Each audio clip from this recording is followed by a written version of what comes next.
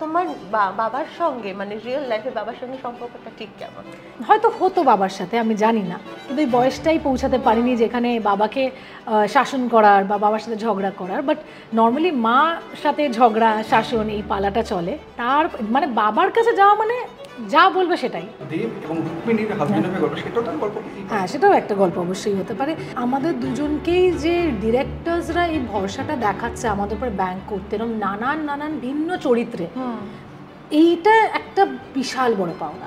আমি খুব কম প্রেমের ছবি করেছি এবং কটা করেছি হাতে নিয়ে, একটু চ্যাম্পে একটু প্রেম করেছি, হালকা একটু মানে ওরকম। আমি আর্ধেক সময় তো মারপিটই করে যাই, কবির করছি একবার, ককপিটে আছি, পাসওয়ার্ড করছি, আমি সবসময় এগুলো করে এসেছি। আমি বরঞ্চ উল্টে একটু একটা একদম একদম খাঁটি 24 ক্যারেট গোল্ডের মতো একটা প্রেমের ছবি করতে চাই। আমার সত্যিকার সাথে একটু একটু হ্যাঁ বলো না, বলো। আমার খুব প্রসেনজিৎ চ্যাটার্জিকে আমার ভীষণ হট লাগে। লাভলি। আই টেল হিম, আমি ওনাকে বুমবাদা বলতে আমার কষ্ট হয়। এই তোমার কথা বলা, বাইট দেওয়া, ইন্টারভিউ মানেই কোথাও না কোথাও দেব এসে পড়ে। এই বিষয়টাকে তুমি কিভাবে দেখো? আজকে তো আসেনি, কালকে এসেছি। মানে তোমাদের ইচ্ছা করলে তোমরা প্রশ্ন করো, না হলে করো না, আমি কিভাবে দেখবো? তার আগে পর্যন্ত শুনেছিল রুক্মিণীর সঙ্গে দেবের ব্রেকআপ হয়ে গেছে, এই হয়ে গেছে, দেব হঠাৎ এসে হাজির হলো। তো এইগুলো হওয়ার পরে তোমরা কি চার দলের মধ্যে জন্য খুব হাসাহাসি করো? আমরা এটা কথাই বলি না। যেমন এই যে কথা হচ্ছিল দেবের সঙ্গে তোমার ব্রেকআপ হয়ে গেছে, হঠাৎ দেব তোমার প্রমোশনে এসে হাজির হলো। আমি এই ইন্ডাস্ট্রির সাথে এত ছোট বয়স থেকে যুক্ত, এত বছর ধরে আমি একটা প্রফেশনাল হিসেবে কাজ করছি, ও কাজ করছে, আমরা দুজনে জানি যে আমরা কি করছি। দেব কারোর সঙ্গে জুটি বাঁধলেই তাকে নিয়ে রিউমার হয়, তার সঙ্গে তাকে নিয়ে গসিপ শুরু হয়ে যায়। তো তোমার নামে তো রুক্মিণীর নামে কোনো গসিপ নেই কেন? কারণ আমার বাবা অবাধ্য, কিন্তু আমি বাধ্য।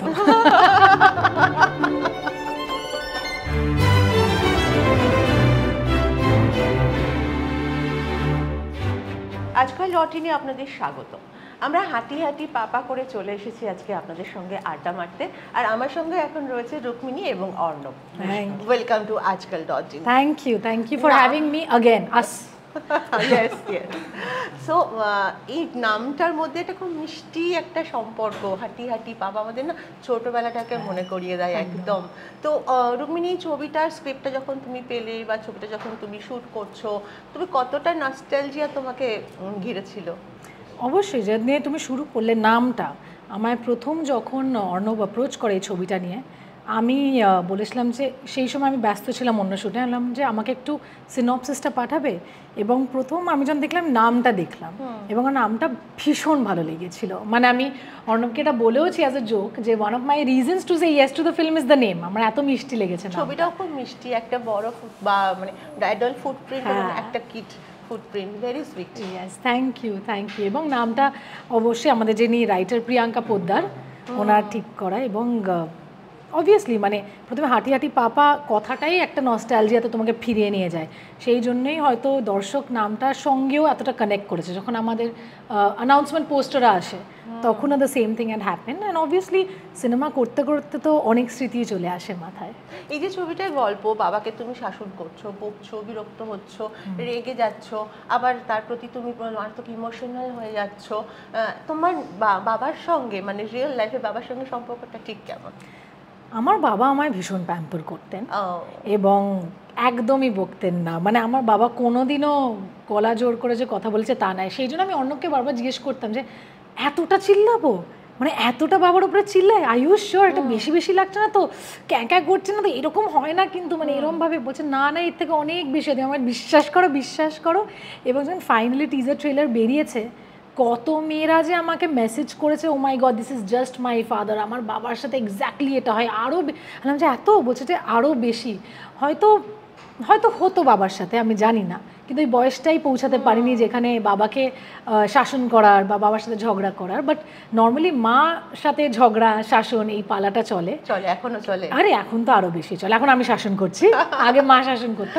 বাট বাবা হলো আমার ছিল যে আমার ধরো কিছু একটা চাই, এবার মা কিছুতেই সেটা না না না না না। আমার লাস্ট মানে আমি 9th অ্যাটেম্পটটা করার পর ঠিক আছে এবার তো করবে না, তো ঠিক আছে। তার মানে বাবার কাছে যাওয়া মানে যা বলবে সেটাই একদম। সো জাস্ট বাবার কাছে গেলাম, বললাম, মানে আমি এমনও করেছি, এত এত অসভ্য তোমাকে এটা বলাই হয়নি, যে আমি বাবাকে বলেছি বাবা আমি সোনা কিনছি, বলে জুতো কিনতে চলে গেছে।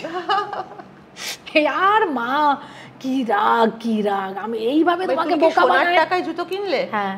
ও, তাহলে তারপর মায়ের রিঅ্যাকশনটা আরো বেশি হবে। ইয়েস, এইসব করেছি আমি, সেই জন্য ভীষণ পিটানি খেয়েছি। মা বলছে এইটাই না তোমাকে বোকা বানায়, এই ওই হ্যান ত্যান।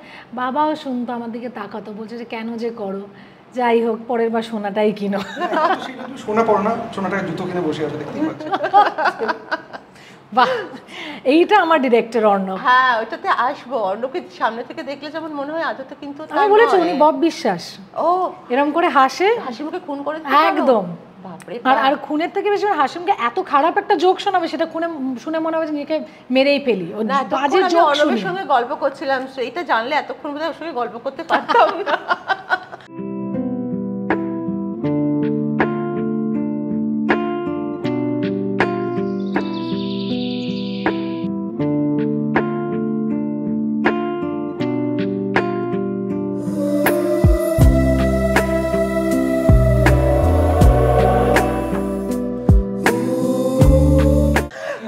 প্রশ্ন, মেবি ইটস ভেরি ক্লিশে, কিন্তু এটা খুব বলছে যে আমি প্রশ্নটা এই কারণে তোমাকে করছি যে আমরা সবসময় সিমিলারিটি খুঁজি। কোনো কিছু এটা দেখলে মনে হয় তো এটা তো আগে দেখেছি বা এটা এটার মতো। তুমি বলো এটা এটার মতো কেন নয়, কোন জায়গাটা থেকে এটা সম্পূর্ণ আলাদা? এবং যেটা এখন চলছে যে পিকুর মতো পিকুর মতো পিকুর মতো, না পিকুর মতো নয়, তোমার ভাবনাটা কি? বলে এটা অটোগ্রাফের মতোও নয়। বলে দাও।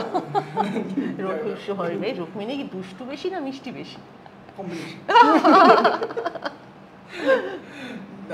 প্রথমত বিষয়টি হচ্ছে যে কোনো ছবি না, আমরা একটা স্কেলিটন থাকে। টিজারটা যখন মানুষ দেখেছেন তখন ছবির যে মেন দুজন প্রোটাগনিস্টকে আমরা রিভিল করেছিলাম, তাদের মধ্যে একজন হচ্ছেন বাবা আর একজন মেয়ে। আমাকে প্রচুর মানুষ বলেছেন, তার মধ্যে একটা খুব মানে কি বলবো বুদ্ধিমান একজন মানুষ, বুদ্ধিমান বলছে কারণ তিনি খুব নাম করা একটা কোম্পানি বেশ উচ্চ পদে আছেন। তিনি আমাকে বললেন যে অমিতাভ বচ্চন লম্বা, তাই চিরঞ্জিত চক্রবর্তী আর দীপিকা পাড়ুকোন লম্বা বলে এটা একটা বললেন। দুই হচ্ছে আপনি না বাঙালিয়ানার মতো সেই জিনিসগুলো রাখলেন না, কেমন যেন চকচকে চকচকে শুট করলেন। তো এইটা দুটো ইম্প্যাক্ট হতে পারে বা দুটোভাবে আমি ইন্টারপ্রেট করতে পারি। একটু ইন্টারাপ্ট করছি, সেটা হচ্ছে যে এটাও প্রশ্ন যে আমরা রুক্মিণীকে জানি প্রচণ্ড গ্ল্যামারাস, প্রচণ্ড হট। যদিও আমরা সুইজারল্যান্ড দেখেছি রুক্মিণী, যেখানে খুব সুন্দর ছাপোষা ঘরের বউয়ের মতো ওকে লেগেছে। সানাকেও খানিকটা তাই, খুব যে গ্ল্যামার খুব হট লুক ছিল না। এখানে কিন্তু রুক্মিণীকে তুমি নিয়ে আসলে, তার মানে রুক্মিণীকে যথেষ্ট ভেঙেছো, মানে ভাঙতে হয়েছে নিজেকে। আমি কিছু করি, রুক্মিণী নিজে হ্যাঁ ভাঙতে হয়েছে। এবং অর্ণব বলেছে রুক্মিণী ভাঙবে কিন্তু মচকাবে না। না, রুক্মিণী মচকায় না, কিন্তু হাই হিল পরলে মচকায়। এবারে প্রশ্নটায় ফিরে আসি। যেহেতু গল্পটা স্কেলিটনটা আমরা দুটো ক্যারেক্টারের হাসি কান্না অভিমান দেখেছি, আর যেহেতু বলিউডের খুব নাম করা একটা ছবি পিকু, যেটা অ্যাকচুয়ালি বাবা মেয়ের সম্পর্কে গল্প, আমাদের মধ্যে দেখুন আমরা খুব ভালো একটা ছবি দেখলে তার রেফারেন্স দিতে পছন্দ করি। এটা হলে পিকু, এটা হলে ডিডিএল, যে এটা হলে কুচকুচ হতা হয়, এটা হলে আনন্দ। তো আমরা এটা জানি ক্যারেক্টার যদি একটা প্রোটাগনিস্ট মারা যায় তাহলে এটা আনন্দের মধ্যে ছবি, এটা হলে যেটা কালহনা হতে হয়েছিল আমার মনে আছে। তো এই বিষয়গুলো যদি হয় তাহলে আমরা কিন্তু একটা রেফারেন্স দিয়ে পছন্দ করি, সেটা খুব ভালো বিষয়। কারণ আমার ছবিটা চকচকে শুট হয়েছে উনি বলছে, আর দুজন ভালো অভিনেতার সাথে তুলনা করছে। এটা তো কোনো খারাপ অভিনেতা নয় যে অমিতাভ বচ্চন বা দীপিকা পাড়ুকোন যে বললে আমরা ছবিটা ডিগ্রেডেড হয়ে আছে, নয়। যখন ভালো ছবির সাথে ভালো চরিত্রের সাথে তুলনা হচ্ছে, সেটা অবশ্যই চরিত্রের সাথে, সেটা অবশ্যই ফ্রেমটা জাস্ট মিলছে একদম কোথায়। আর সবথেকে বড় কথা, আমি খুব গর্ববোধ করতাম যদি পিকুর অফিশিয়ালি বাংলা ভাষণ করার জন্য আমি অ্যানাউন্স করতে পারতাম। কি আবাদ। বাট ইটস আ কোইন্সিডেন্ট, যখন রুক্মিণীর বুমেরাং এসেছিল তখনও কিন্তু তেরি বাতুমে এসে উলঝা জিয়ার সঙ্গে তার একটা তুলনা হয়েছিল, এবং এটাও সেই একই ব্যাপার। হ্যাঁ, যদিও আমরা তার আগে শুট করেছিলাম বুমেরাং, এবং আমাদের ভিএফএক্স এর জন্য বুমেরাং পরে রিলিজ, কিন্তু সেটাও একটা বিষয় যেটা আমরা হাঁটি হাঁটি পাপার ক্ষেত্রে হবে। বুমেরাং এর পরে কিন্তু সবাই বলেছিল যে এটা একদমই আলাদা ছবি, এবং আমাদের রোবটকে, মিশাকে প্রচন্ড পছন্দ করেছিল, এবং দেখার পরে তো একদম সব ভুল ভ্রান্তি সবই ভেঙে গেছে। আমার মনে হয় হাঁটি হাঁটি পাপার ক্ষেত্রে ট্রেলারেই হ্যাঁ আসলে রিভিল হয়ে গেছে। আরেকটা জিনিস সেটা আমি আগে জিতের কাছেও শুনেছিলাম এবং আজকে অর্ণবের কাছেও শুনলাম যে গ্ল্যামার জগতের নায়িকারা যতটা সময় তাদের বিউটি কারেকশনে দেয় ততটা সময় অভিনয় দেয় না, but Rukmini is different. Rukmini is very dedicated, প্রত্যেকটা চরিত্র নিয়েও সাংঘাতিকভাবে ভাবে, এই ভাবনাটা তো খুবই ভালো। কিন্তু তুমি তো এস্টাবলিশড, তুমি জানো রুক্মিণী মৈত্রর নামে একটা ছবি দেখতে দর্শক আসবে, তবুও তোমার এখনো পর্যন্ত একটু ডিটেলে যাওয়ার প্রবণতা, এটা মানে কিভাবে? না না, আমার মনে হয় যে তুমি বলো না নামেই চলে আসবে, কিন্তু সেটা কতদিন নামটা দিয়ে চলবে। আমার বিশ্বাস হলো যে কাজটাই সে দর্শককে বারবার ফিরিয়ে আনবে, সেইটা খুব দরকার। এই যে বলে না যে star kid star kid star kid, তাহলে তো নামেই তাদের সিনেমা হিট হয়ে যেত। ইনস্টাগ্রামে প্রচুর লাইকস ফলোজ এগুলো হতে পারে, কিন্তু শেষে গিয়ে আমার মনে হয় তোমার কাজই কথা বলবে। হয়তো আমার একটা দুটো ছবিতে দর্শক চলে আসবে, কিন্তু থার্ড সিনেমা থেকে দেখবে যে না কাজটা ঠিক দাঁড়াচ্ছে না, বা অভিনয়টা হচ্ছে না, বা যেইটা নিয়ে গেলাম সেই এক্সপেকটেশনটা মিট করলো না, আমার ফোর্থ সিনেমা থেকে কিন্তু আশা বন্ধ হয়ে যাবে। এবং আমার এটা মনে হয় যে এটা তো তবুও অনেক লেটার স্টেজের ভাবনা।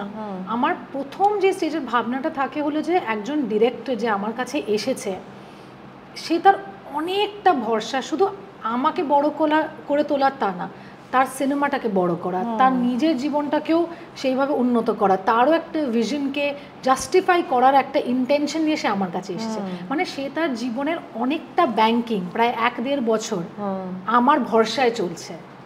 এবার সেই ভরসাটাকে আমি ফেলনা হতে দিতে পারি না, এইটা আমার মনে হয়। বিকজ আমার মনে হয় যে প্রথম যেরকম আমাদেরকে ছোটোবেলায় মা বাবা স্কুলে পাঠায় না যে চলো ভালো রেজাল্ট করে আসবে, একটাই টিচারের ক্ষেত্রে বকুনি খাবো, কিন্তু আরেকটা না মা বাবা তো খুশি হবে না, তারা এত খেটে দিন রাত কাজ করে আমাকে স্কুলে পাঠাচ্ছে, পড়াশোনা করাচ্ছে।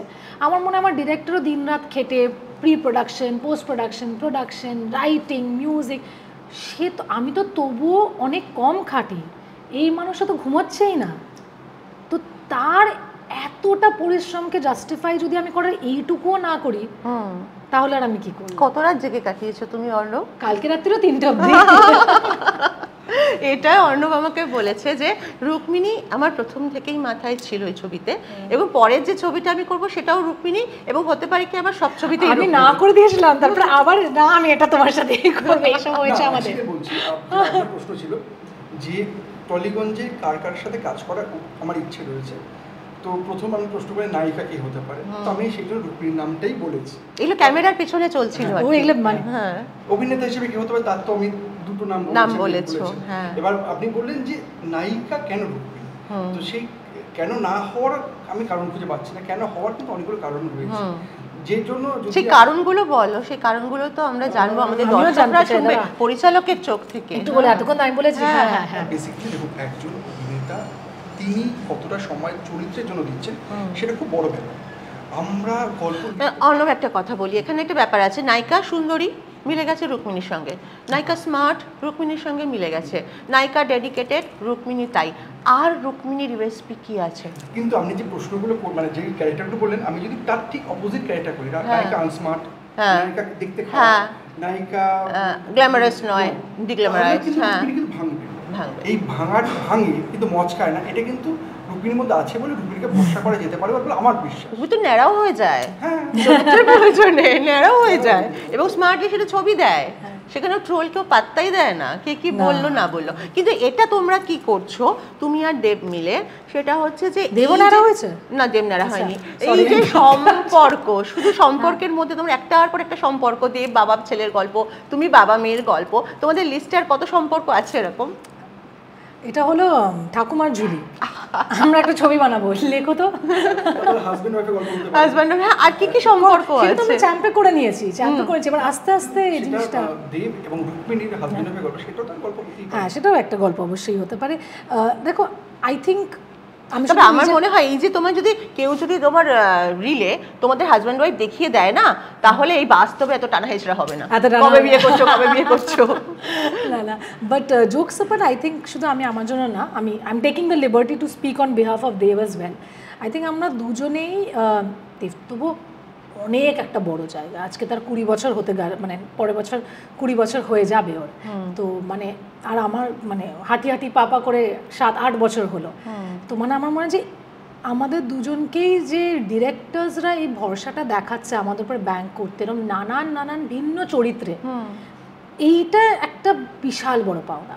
যদি আমি শুধু নিজের কথাই যদি বলি, এই যে 6-7 বছরে, মানে যখন আমি প্রথম ছবিও করি চ্যাম্পিয়ন করি, আমার যখন ককপিট দেওয়ার কমলেশ্বর মুখার্জি, বা তখন কবিরও আসে অনিক চট্টোপাধ্যায়, সুইজারল্যান্ড, এইরকম চরিত্র, বুমারাং, এই চরিত্রগুলোতে একটা ডিরেক্টর তো অনেক ভাবে যে কার সাথে করা যায়, কিভাবে করা যায়, কিন্তু এই যে ওদের এই ভরসাটা যে এরা এটাকে পুল অফ করতে পারবে এবং আমাদের মধ্যে এক্সপ্লোর করার যে ইচ্ছা আকাঙ্ক্ষা তাদের, এইটা মনে একটা বিশাল বড় পাওনা আমাদের।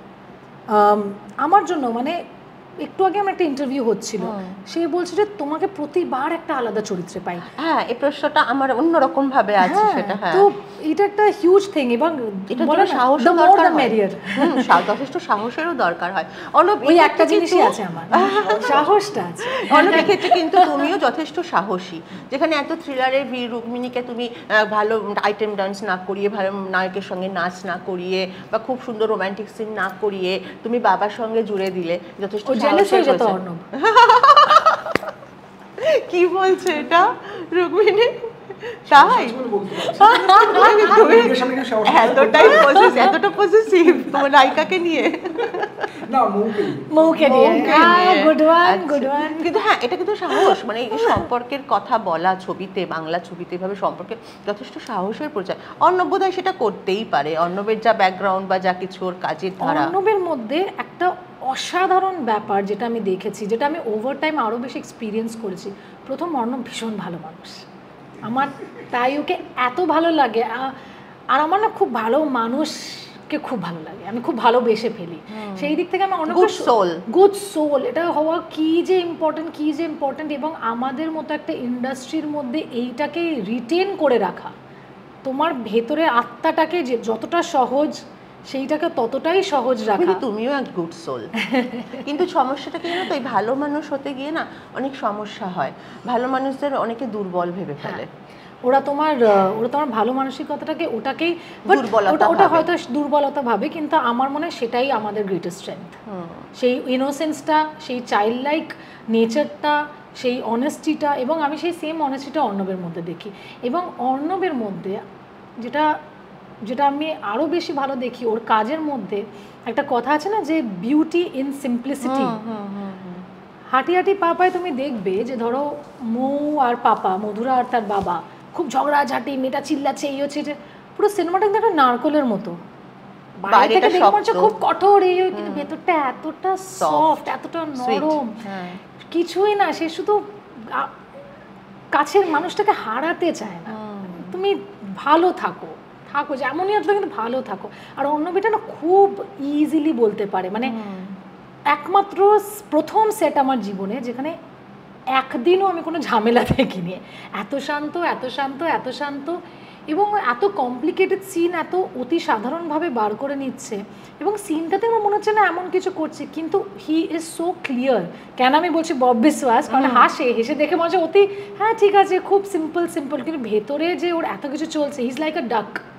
আচ্ছা, ওই দুধটা খেয়ে নিল? না, দুধটা না, জল থেকে আলাদা করে দেখবে যে কিরম হয়, ডাকসরা ওপর থেকে দেখে মনে হবে যে খুব ধীরে সুস্থে যাচ্ছে জলের উপর থেকে, কিন্তু নিচে এরকম করে দেয়া প্যাডলিং আন্ডারনিথ, খুব তাড়াতাড়ি কিন্তু সে প্যাডল করছে, সেই জন্য তোমার উপরে on the surface, but the duck is always paddling underneath. That is what I feel about. পরিচালকের মাথাটাও খুব ঠান্ডা, ভীষণ ঠান্ডা।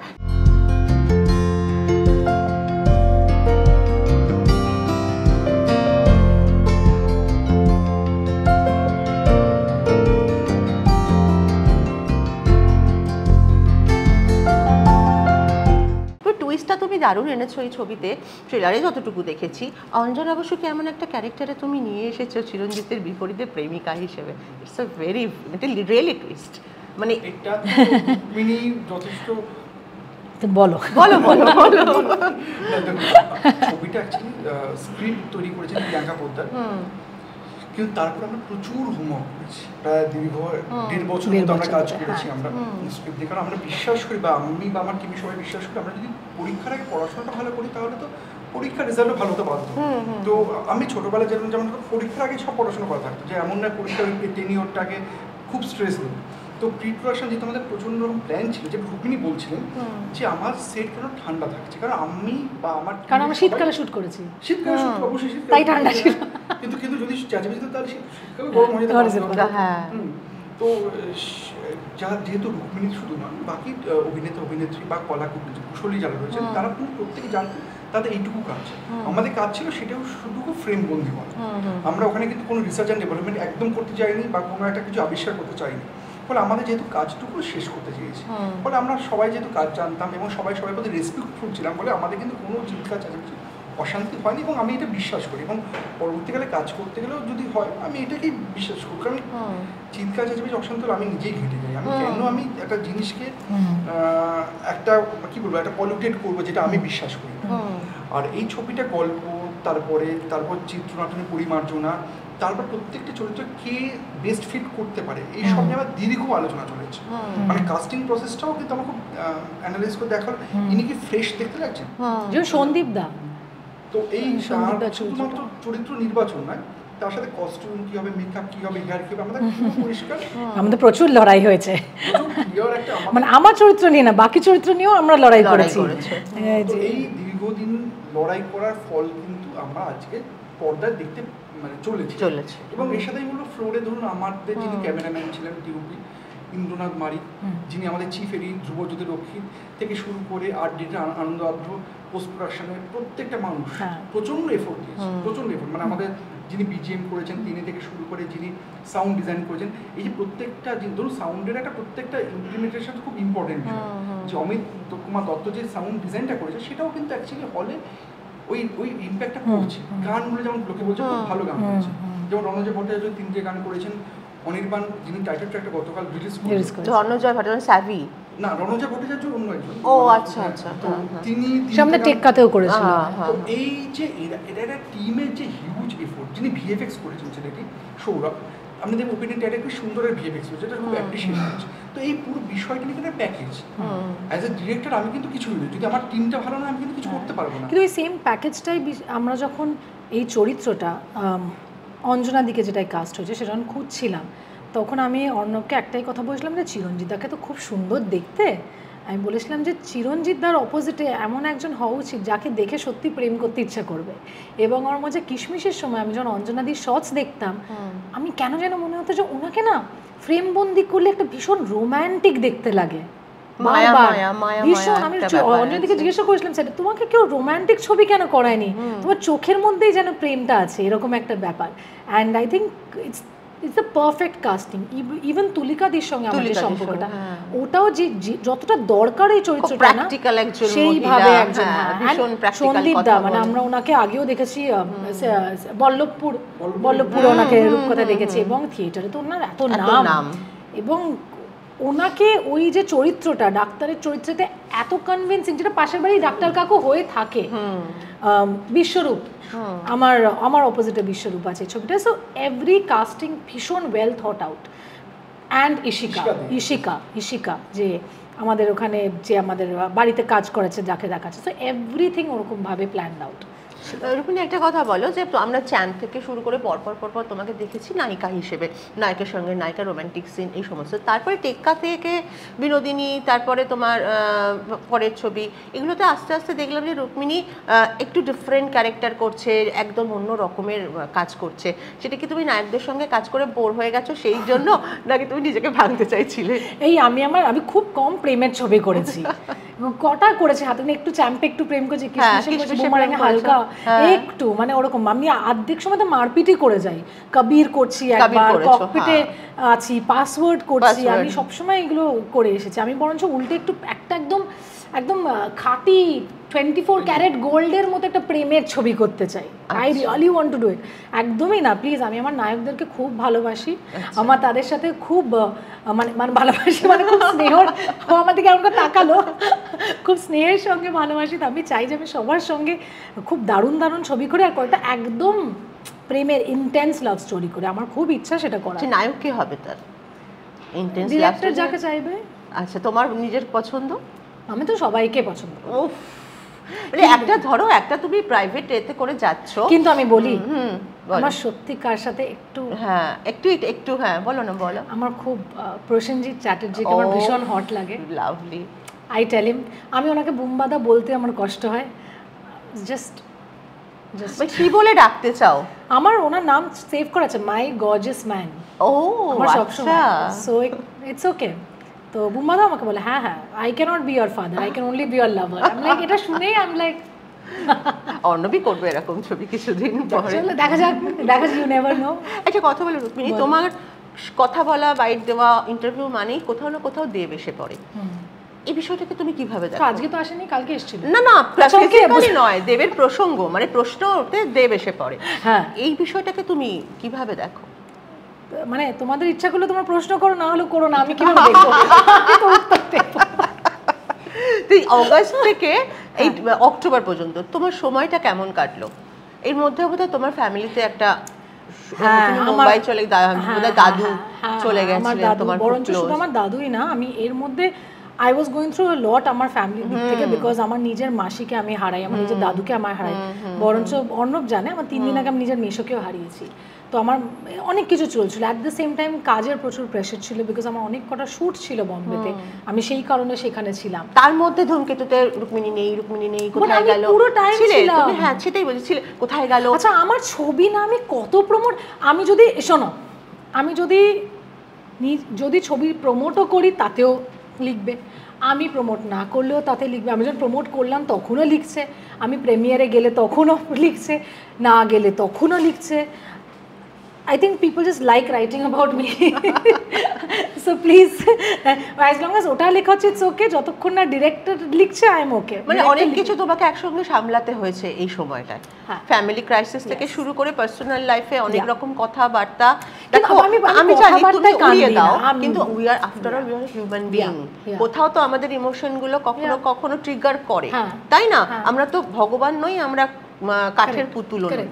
তুমিও একজন মানুষ, তুমি একজন গ্ল্যামারাস হিরোইন সব কিছু, কিন্তু আফটার অল তুমি হিউম্যান বিইং, কোথাও তো লাগে। তো এই ফেজটার মধ্যে দিয়ে তো তুমি গেছো, তো এই ফেজগুলোকে তুমি কি মনে করো, মানে কি করা উচিত এই সময়? আমার একটা খুব সিম্পল জিনিস, অবশ্যই আমরা মানুষ, অবশ্যই আমাদের মধ্যে একটা ইমোশন কাজ করে, কারণ রক্ত মাংসের মানুষ, বাট আমরা কেন বাকি পশু পাখির থেকে বেশি উন্নত? কারণ আমাদের মধ্যে একটা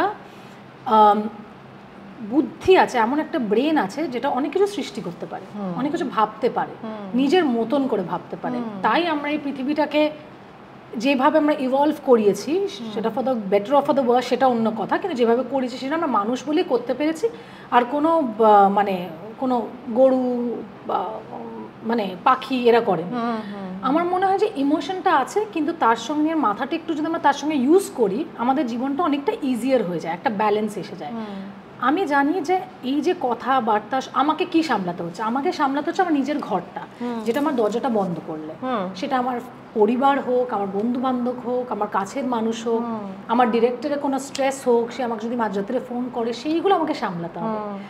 সেই দরজার বাইরে যে কথাগুলো হচ্ছে সেইটা আমার সামলানোর কথা নেই, কারণ সেটা তারা নিজেরাই করছে, তারা নিজেরাই সেটা নিয়ে থিওরিজ বানাচ্ছে, তারা নিজেরাই সেটাকে শেষ করছে, নিয়ে আবার তারা নিজেরাই আবার একটা নতুন কিছুকে জন্ম দিচ্ছে। তো সেটা তার কাজ, আর আমার কাজ হলো আমার নিজের এই ঘরের ভেতরের গণ্ডিটাকে সামনে রাখা, এবং আমি সেটাই করি। আই জাস্ট ফিল, এই জন্যই দেখবে আমাদের রিমোটে একটা মিউট বাটন থাকে, আমি সেটাই করে দিই।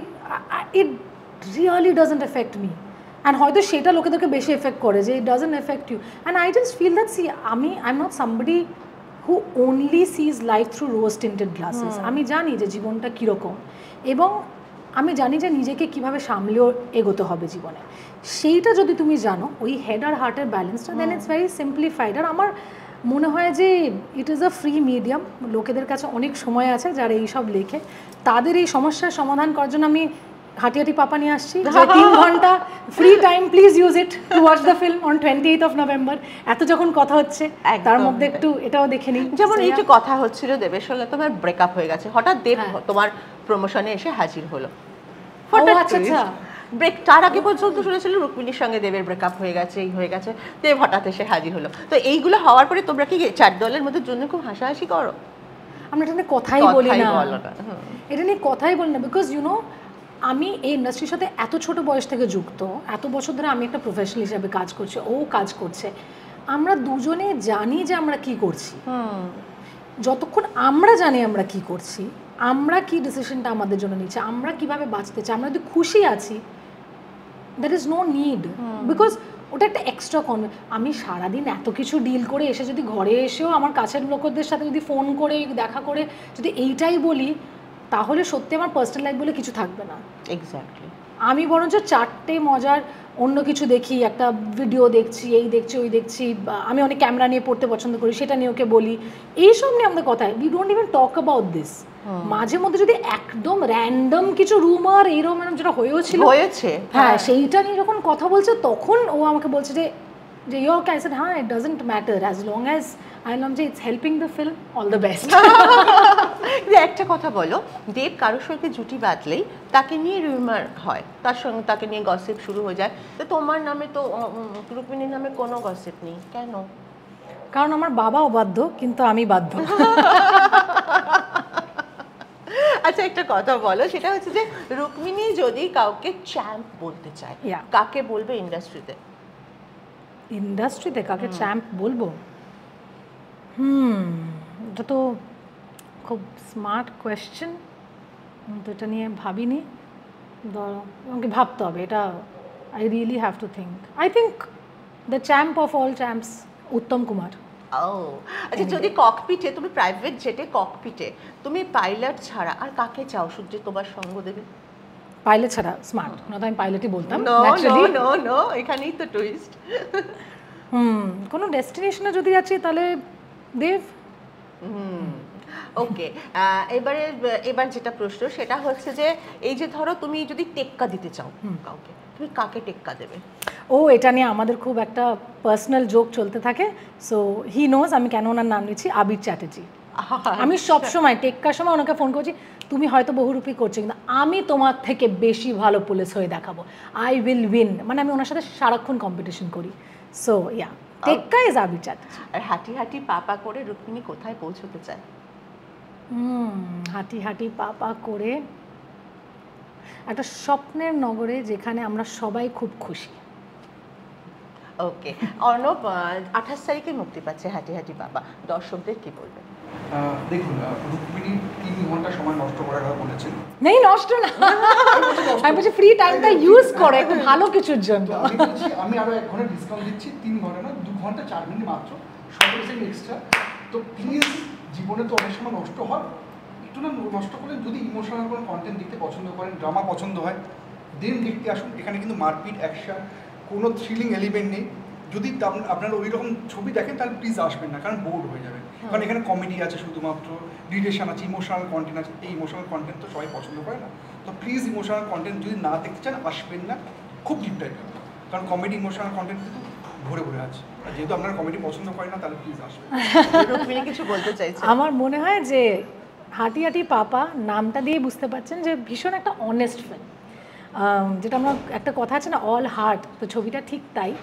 সো যদি একটু মনের কাছের একটা ছবি, যেটা মনটাকে ভালো করার জন্য একটা ছবি দেখতে চান, তাহলে প্লিজ, এবং আমি জানি আপনি চান, সো প্লিজ 28 নভেম্বর থেকে আপনার কাছের থিয়েটারে চলে আসবেন হাঁটি হাঁটি পাপা দেখতে। Thank you so much. Thank you.